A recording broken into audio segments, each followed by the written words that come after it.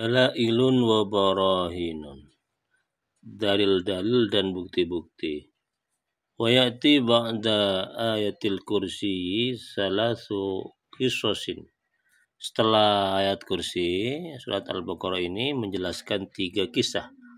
Ta'ridu nabadija hayatiyah, itu akidah ayat al-kursi yang menjelaskan tentang model-model atau teladan kehidupan untuk menegaskan ayat kursi. Siapa yang pertama? Yaitu kisah Sayyidina Ibrahim alaihissalam, kisah Nabi Ibrahim alaihissalam Namrud bersama Namrud. Idza qala Ibrahim rabbiyalladzi yuhyi wa yumit. Ketika Nabi Ibrahim berkata, Rabbiyalladzi yuhyi wa yumit, Tuhanku bisa menghidupkan dan mematikan. Qala, berkata Namrud, ana uhyi wa umit, saya juga bisa menghidupkan dan mematikan. Qala Ibrahim fa inna Allah yati bisyamsi minal masriq.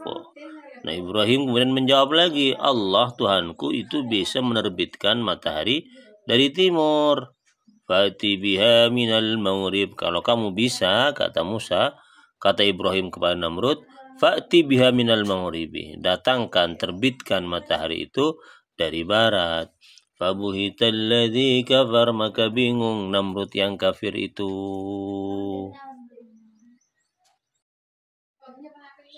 Wa qissatu Uzair, yang kedua kisah Uzair. Au kalladzi marra ala qaryatin wa hiya khawiyatun ala urushiha summa ba'atha.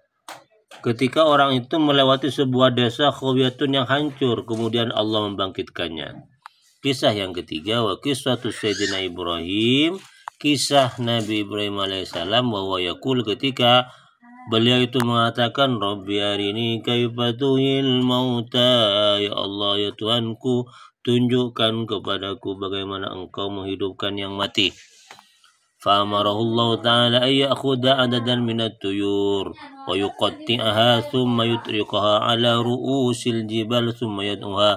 Maka kemudian Allah merintahkan kepada Nabi Ibrahim alaihissalam untuk mengambil sejumlah burung, kemudian memotong-motong burung-burung itu, lalu kemudian meletakkannya potongan-potongan itu pada puncak gunung, lalu kemudian Nabi Ibrahim diperintahkan untuk memanggil potongan-potongan burung yang sudah mati itu.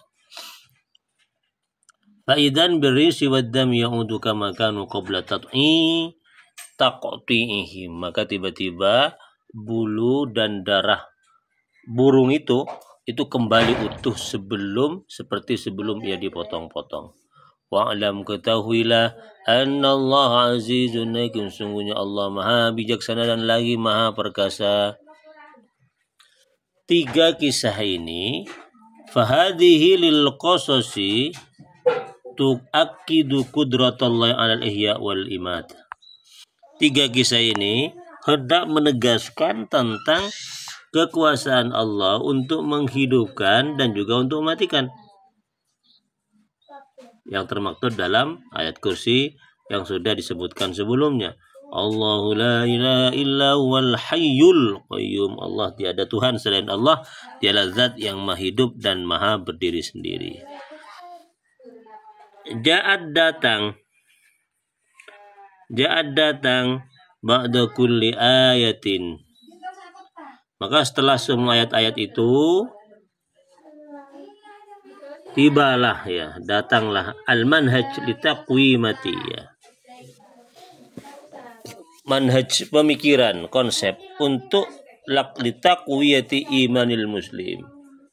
Jadi semua ayat-ayat tersebut yang menggambarkan tentang kudrah Allah Subhanahu wa taala itu fungsinya untuk litaqwiyati imanil muslim, mengokohkan iman orang muslim, wa yaqini, dan keyakinannya billah terhadap Allah Subhanahu wa taala, fatakunu aunan lahu ala tahammuli tab'atil manhaj ats-tsaqil, yang itu semua akan menjadi penolong bagi orang-orang yang muslim untuk menanggung atau untuk memanggul, ya, memanggul tab'atil manhaj, mengikuti manhaj syariat Islam ats-tsaqil yang berat. Jadi manhaj Islam itu termasuk praktek aturan yang sangat berat untuk dilaksanakan, yang itu butuh satu motivasi penting yang berkaitan dengan keyakinan kepada kekuasaan Allah Subhanahu wa taala, sehingga dengan keyakinan itu orang-orang muslim itu tidak putus asa untuk melaksanakan dan mengikuti semua syariat Islam. Jadi yakin dulu kepada Allah, betul-betul mantap terhadap iman kepada Allah, termasuk kekuasaan Allah, dan itu berpengaruh besar terhadap kekuatan orang untuk mengikuti syariat Islam. Semakin kuat imannya kepada kekuasaan Allah, maka semakin bagus, semakin kuat pula dia mengikuti seluruh syariat Islam. Semakin lemah sebaliknya, maka semakin lemah pula dia itu melaksanakan syariat Islam.